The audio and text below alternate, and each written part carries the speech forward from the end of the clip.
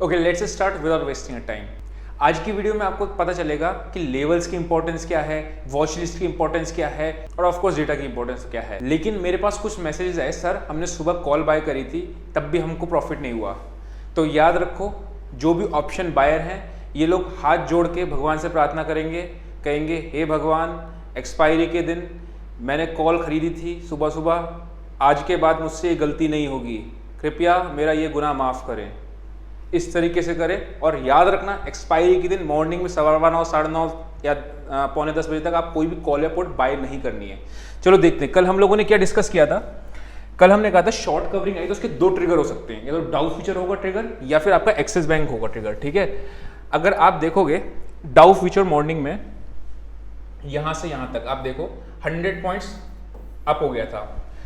इस जगह पे मैंने कहा था आई एम बाइंग निफ्टी, ठीक है, 120 के स्टॉप लॉस के साथ 120-25 पे बाय करूंगा और ऐसा होगा 77,085 का।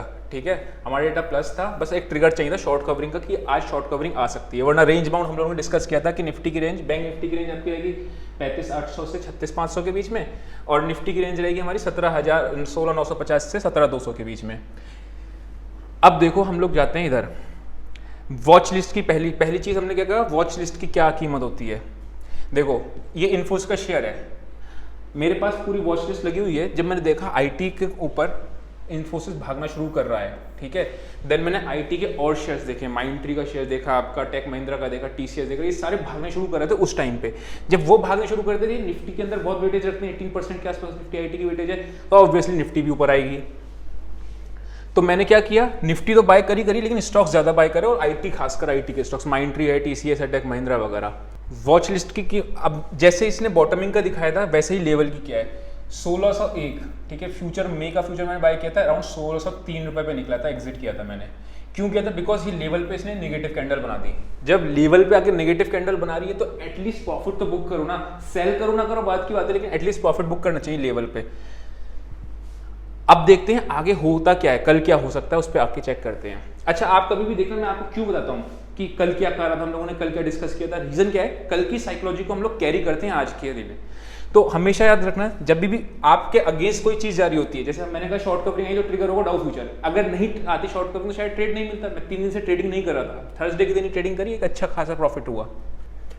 निफ्टी का हम ये देखें, अगर निफ्टी के अंदर मॉर्निंग में इसने नेगेटिव था, लेकिन यहाँ से द मोमेंट यहाँ कंसोलिडेट किया एंड देन ब्रेकआउट दिया। ठीक है, उसके बाद ये कंटिन्यूसली थोड़े हिकअप्स दिखाते दिखाते ऊपर चलता चला गया, बट लास्ट में आके यहाँ पे प्रॉफिट, मतलब ये इंट्राडे बाइंग आई थी, यहाँ पे इंट्राडे बाइंग आके यहाँ पे लास्ट में उन्होंने अपना प्रॉफिट बांध दिया।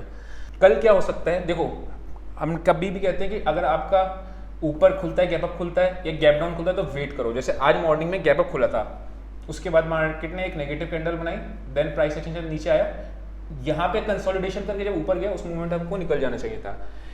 268 एक लेवल दिख रहा है आपको, ठीक है, 270 के ऊपर जैसे ही मार्केट ट्रेवल करना शुरू कर देगा we can again initiate buy trade. पहला टारगेट हमारा होगा कल का हाई, बिकॉज कल का हाई एक बार रेजिस्टेंस लेगा, उसके बाद नेक्स्ट टारगेट होगा 400 से 450 के बीच में। ये केस होता है आपका बाइंग का सिनेरियो। सेल हमें कब करना है, अगर मार्केट यहाँ से ऊपर आती है और इसी लेवल को रिस्पेक्ट करके देन नीचे जाती है प्राइस एक्शन के साथ, तो हम लोगों के लिए बहुत अच्छा केस होगा सेल करने के लिए। टारगेट हम लोग 17,100 तक का रख सकते हैं, 17,9600 के आसपास का। एक बार ऑप्शन चेन में चल के भी देख लेते हैं ऑप्शन चेन का डेटा क्या कह रहा है। अब 5 मई की ऑप्शन चेन देखिए, 5 मई नेक्स्ट एक्सपायरी है, ठीक है। तो आप देखो यहाँ पे कॉल अनकवर हुई है, ठीक है, ये अच्छा सिग्नल होता है बुल्स के लिए। पुट राइटिंग अगर मैं देखूँ तो 18 लाख की पुट राइटिंग है, 14 लाख की है, आज मैक्सिमम कहाँ पे हुई है 17,200 पे, ठीक है। तो 17,200 will act as a immediate support. आपको याद होगा जब मैंने बाइंग का टारगेट दिया था 17,180 के आसपास प्रॉफिट मानने को आता था, और 17,180 से आपका 200 के बीच में एक इमीडिएट सपोर्ट का काम करेगा कल। ऊपर पर रेजिस्टेंस क्या है, रेजिस्टेंस में अगर देखूँ 13 लाख के आसपास 17,300 पे एक दिख रही है। दैट मीन्स अगर ये कॉल राइटिंग यहाँ पे बढ़नी शुरू हो रही है एंड देन उधर पुट राइटिंग भी बढ़े, फिर अगेन हम लोग एक साइडवेज मार्केट को प्लान कर सकते हैं कि साइडवेज की तरफ जा सकती है। आजकल जो मार्केट चल रही है, मैं हमेशा कहता हूँ, मैंने भी अपनी सारी पोजीशन एग्जिट कर दी है। रीजन क्या है, सुबह दुकान खोलो, शाम को समेट के चले जाओ, इस तरीके की मार्केट है। कल क्या होना है, कल गैप अप खुलेगा या नहीं खुलेगा, ये कल पे जाने, कल मॉर्निंग में फ्रेश पोजीशन फिर बना लेंगे। अच्छा, एक चीज़ और है, आपका जो ये 5 मई के आसपास आपका फेड का भी रिजल्ट आने वाला है, तो उसमें जो फेड की मीटिंग का आउटकम आएगा उसमें क्या होगा, अनसर्टेनिटी खत्म हो जाएगी, रेट हाइक होना होगा नहीं होना होगा, जो भी होगा उससे खत्म होगी। तो उसके बाद आप देखना फिर एक नया फ्रेश मूवमेंट आएगा। बैंक निफ्टी हम लोगों ने क्या देखा था, हमारा एक लेवल है 36,233, ठीक है, ये बहुत पुराना लेवल चलता हुआ आ रहा है। ये 233 का जो लेवल है, इसके ऊपर एक भी कैंडल क्लोज करेगी, हम लोग बाय ट्रेड इनिशिएट कर सकते हैं। मार्केट ने ऊपर करा, देन अगेन रिटेस्ट किया। हमेशा याद रखना, ये सबसे बेस्ट केस सिनेरियो होता है, मार्केट ने अगर ऊपर तोड़ दिया और रिटेस्ट करा लेवल पे, देन ऊपर गई तो आपको बाय करना होता है। इनसाइड बार का भी यहाँ पे आज ब्रेकआउट मिला था, इनसाइड बार भी हमारे फेवर में था, डेटा भी हमारे फेवर में था। उसके बाद आपका ऊपर था, जिसकी वजह से शॉर्ट कवरिंग आने के चांसेस है, तो हम लोग को बाय ना करना तो कोई सेंस ही नहीं ना। अच्छा, इनसाइड कैंडल का मैं बहुत जल्दी वीडियो बनाने वाला हूँ, बिकॉज इनसाइड कैंडल बहुत अच्छा प्रॉफिट रिस्क रिवॉर्ड बहुत अच्छा दे देती है। कल क्या होगा बैंक निफ्टी में, अगर आप देखोगे यहाँ पे विक्स हैं, ठीक है, मतलब यहाँ पे एक सेलिंग प्रेशर आया हुआ है, इधर भी अराउंड विक्स थी, यानी सप्लाई जोन आपको दिख रहा है ये मोटा मोटा। अगर ये सप्लाई जोन को क्रॉस कर देता है 36,620 640 के आसपास को क्रॉस कर देता है, तो फिर हम लोग एक बार फ्रेश ट्रेड बाय की साइड लेंगे।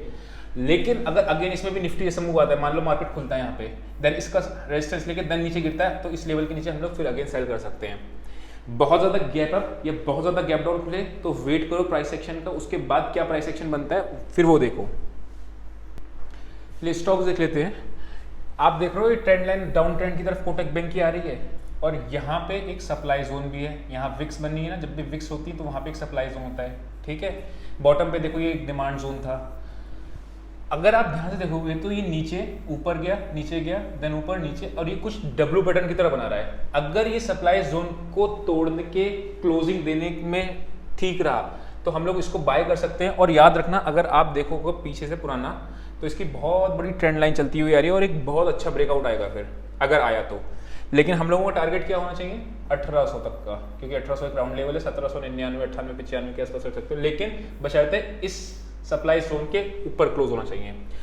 अगर किसी भी कैंडल इस ट्रेंड लाइन को तोड़ के बंद होती है 1812 के ऊपर या 1820 के ऊपर, कोई भी कैंडल क्लोज होती है, तो फिर हम लोग यहाँ तक के लेवल देख सकते हैं 1850। स्विंग ट्रेडिंग जो पोजीशन ट्रेडिंग जो लोग करते हैं उनके लिए काम आएगा। तो आज स्टॉक्स नहीं है, रीजन क्या है, जो मार्केट में लास्ट में हुआ था that is a short covering move. अब फ्रेश पोजीशंस क्या बनती हैं, रोल ओवर्स क्या होते हैं, किस तरीके से रहा है, वो सब चीज़ देख के ही पता चलेगा कि कौन सा स्टॉक अच्छा है, बिल्टअप्स बन रहे हैं नहीं बन रहे हैं।